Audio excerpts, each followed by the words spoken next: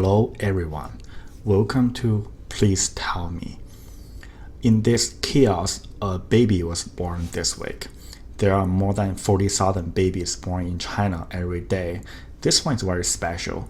He is the son of a passed away doctor, Dr. Li Wenliang. Dr. Li is an eye doctor from Wuhan Central Hospital. In December of 2019, he was one of the first doctors to sound alarm among his colleagues and friends that there was some disease close to SARS in Wuhan. On January 3rd, 2020, he was detained and given a warning for spreading rumors online by a local police department. Around 10th in January, he started to show the symptom of COVID-19 and confirmed on the 31st. On February 7th, he passed away at the age of 34. He was claimed to be one of the first pandemic whistleblowers in China. He was also ranked as the number one in World's 25 Greatest Leaders, Heroes of the Pandemic by the Fortune magazine. The so-called warning notice is widely spread online. Let me try to translate it to you. Title: Warning. The person received the warning, Li Wenliang. Gender: male. Date of birth: October 12th, 1986. ID number: detached. Current address: detached. Employer: Wuhan Central Hospital. The illegal activities: December 30th, 2019, used the WeChat group to spread rumors that there are 7 confirmed SARS cases in Huanan White Market. We are now giving you a warning regarding your illegal, unbased rumor online. Your activity has interfered with social protocols. Your activity has exceeded the lines by law and in violation of clauses from People's Republic of China Social Security laws. Is an illegal activity. The police department hopes you can cooperate, listen to the police, and stop illegal activities. Can you do it? Answer: yes. We hope you can calm down and rethink and tell you seriously. If you continue to be stubborn and do not regret and continue the illegal activities, you will be punished by law. Do you understand? Answer: yes. The person received the warning. Signature from Dr. Li. 2 signatures from the police department giving the warning. January 3rd, 2020. Stamp. End. Actually, Dr. Li was not only doctor giving the warning. There were 7 other individuals who were also giving the warning around the same time. What's more, the news that these 8 people were given warnings and detained by the police was reported in China's central TV station, the official news channel, on March 19th, after more than a month of Dr. Li's death. The Wuhan Police Department finally released a statement to revoke the warning given to Dr. Li and apologize to the family. By March 19th, more than 218,000 people worldwide were confirmed, with 9,000 deaths. It was not sure how the other 7 individuals were treated. Later in April, he was labeled as a martyr, which means the person died for some belief. The news was announced by the same news channel. I feel deeply sorry for what happened to Dr. Li and his family. Apparently, how the police department or the local government handled Dr. Li's comments online was inappropriate, which has caused frustration from the majority of citizens. Over the last few months, I found that the US government was even worse in reacting to the pandemic or the civil rights movements later. Dr. Li was mistreated at a very critical stage of the pandemic crisis. The COVID-19 has not drawn enough attention by the US government, causing the deaths of over 117,000 people. The unemployment rate went through the roof, while there are not a lot of options left for the government. The government failed to respond appropriately to a series of deaths of minorities, leading a huge protest to the law enforcement system and even riots in a lot of areas. We have to ask, What happened to the government? Why do government systems seem really struggling in crisis? The US government, like most other governments, were formed when the US was formed back to 1789. For the last more than 200 years, it has not changed significantly. The federal government has a legislative branch, executive branch, and a judicial branch, which are all formed in different ways. Each has unique functions but has to work together to serve the purpose of the federal government. Besides the federal government, each state has a government, each county has one, each city has one, which in total comprises a large government network to govern the nation. From the day one, those governments were now designed to be quick and responsive. The fundamental theory behind all US governments is the check and balance system, which means it does not allow one person, party, or organization to override the system to create dictatorship. When there is a check and balance system, there is a battle, as we can watch from the Washington, D.C. soap show every day. The system worked fine for many years as the battle helped to reach a middle ground that was not too bad for all parties and probably for most people. The problem is that the battle takes valuable time to negotiate. You may still remember that the entire country was dysfunctional right after 9/11 when everyone was looking for directions. So the Federal Emergency Management Agency was created, the FEMA. Well, no country really has experience in dealing with such large-scale pandemic with so many unknowns.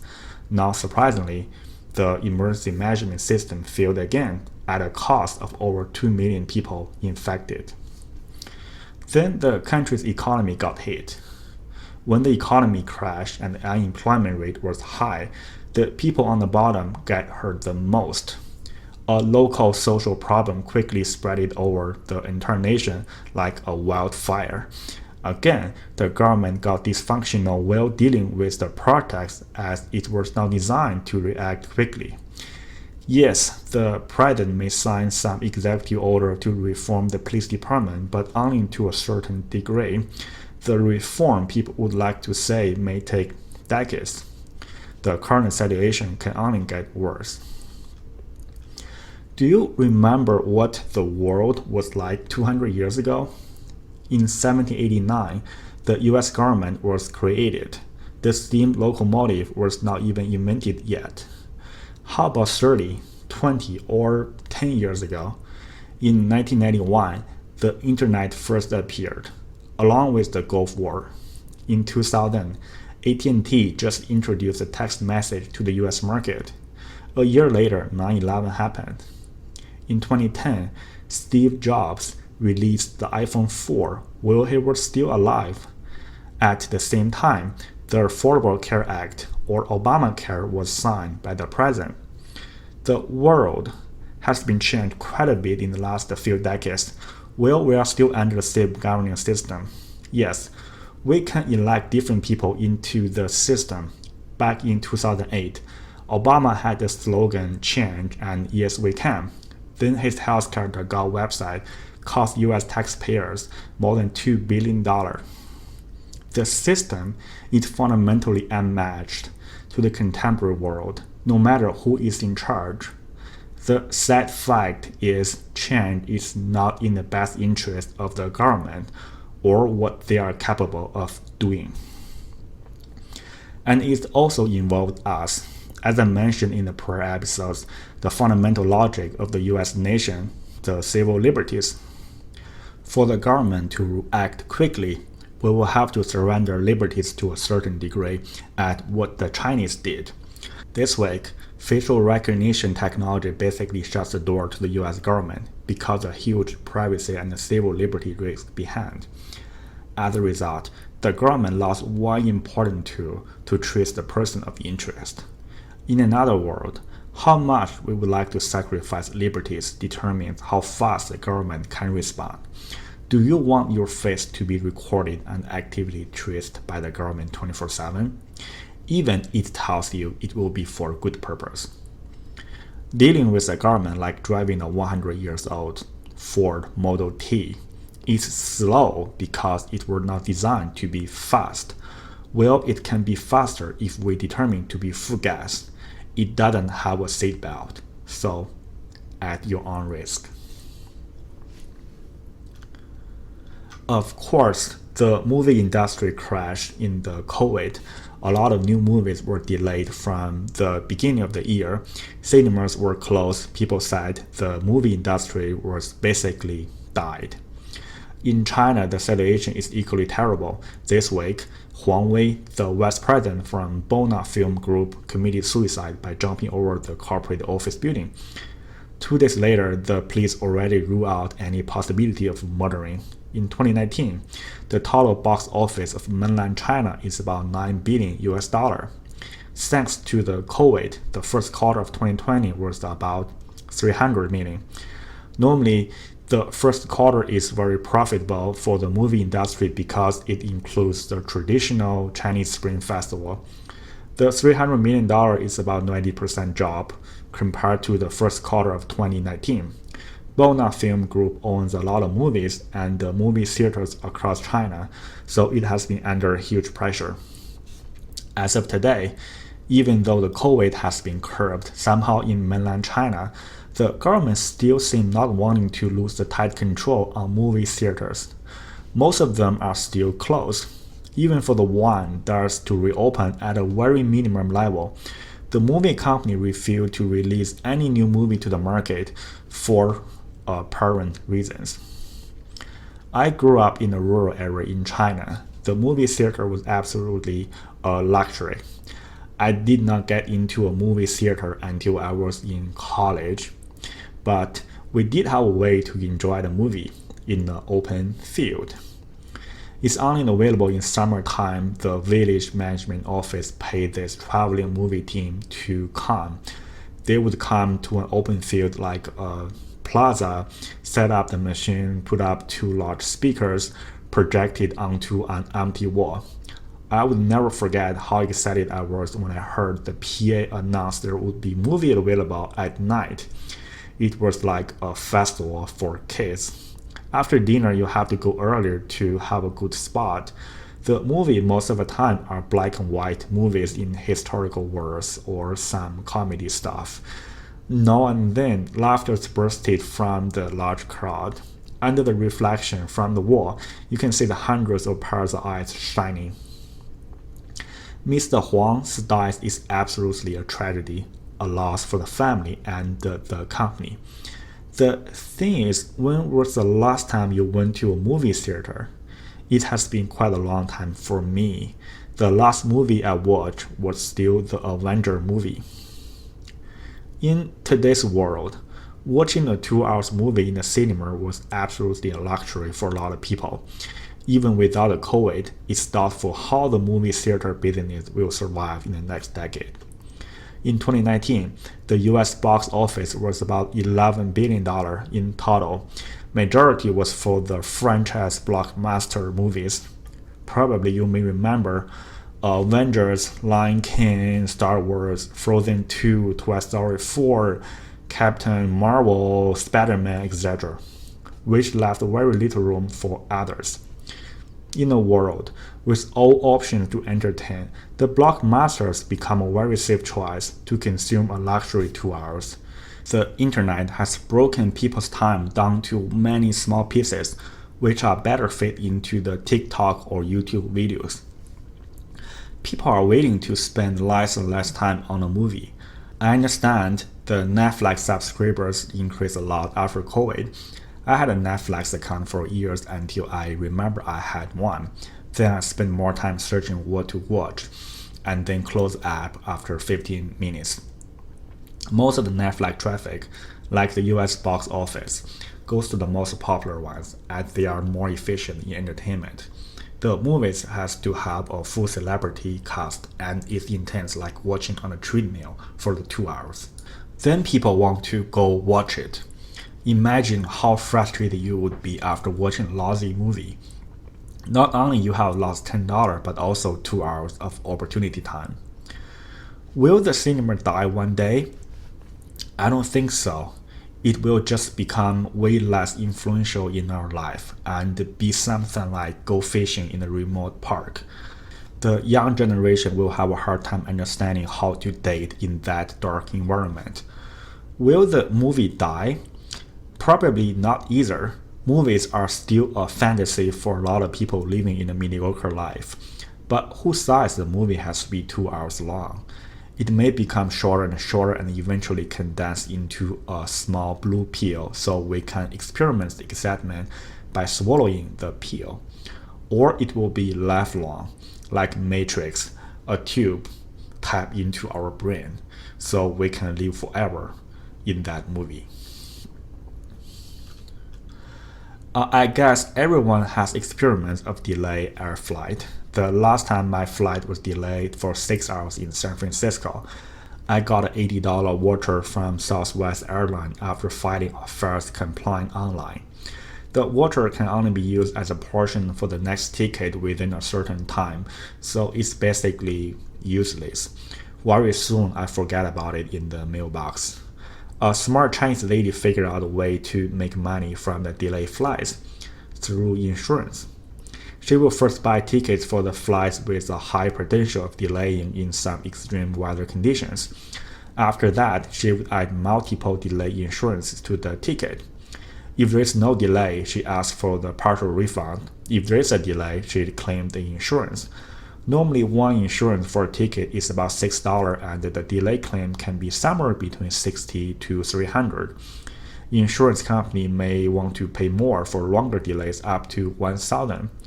From 2015, this lady has been using the same tricks for about 900 times for a total of $400,000 delay claims.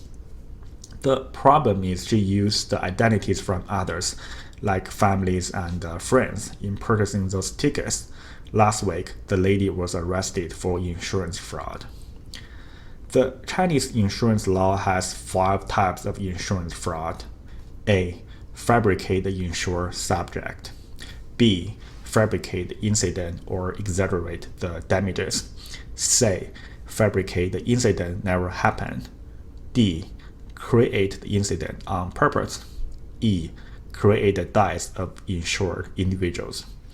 I'm not sure if I read it correctly, but I couldn't figure out why this lady can commit insurance fraud. The trick here is she has to forecast the weather condition that affect the flights. If she failed to do so, it would be a loss. The insurance company is highly unlikely to refund the money back. The tickets are real, so are those delays. But she used other identities in the purchase, so it's an identity crime. The legal analysis is complex. I will leave it to the professions. What about the U.S. insurance fraud? I will use auto insurance as an example. Common types of insurance frauds are A. Jump in. People who were not in the car during the accident pretended they were in and injured. Fabricate the insured subject. B. Claim padding. Policy adds more problem to an insurance claim than what actually happened. Fabricate incident or exaggerate the damages. C. False injury claims. Report injuries that did not actually occur. Fabricate the incident never happened. D. Owner give up. Policyholder abandons or sets fire to their car and then reports the theft. Create the incident on purpose. As an individual living in the US, I guess you may have encountered insurance fraud sometime. How often do people not tell the truth in a car insurance claim? The last time my wife was almost involved in a 3-car tailgate accident. Her car was the first one. The lady in the third car told my wife the tailgating accident happened because my wife suddenly stopped in the middle of the road. I have a friend involved in the obvious other driver at fault accident and was finally settled at 50-50 because other driver lied. It was simply too hard to determine who was not telling the truth. According to the nationwide insurance, auto insurance fraud costs more than $80 billion a year. Insurance companies are not going to eat that cost. We'll have to pay. No matter how you switch insurance from one to another, you are paying more and more every year. I'm very impressed that the Chinese lady can game the system for 5 years until she gets arrested. The $400,000 claim can just not be written off the book by the insurance company. Most likely, they will increase the premium or deny coverage to more people to maintain the profit. The people really need delayed flight in protection, now have to pay more. This episode is long enough, so I decided to have only 3 topics. Thanks for listening to Please Tell Me this week. I will see you next week.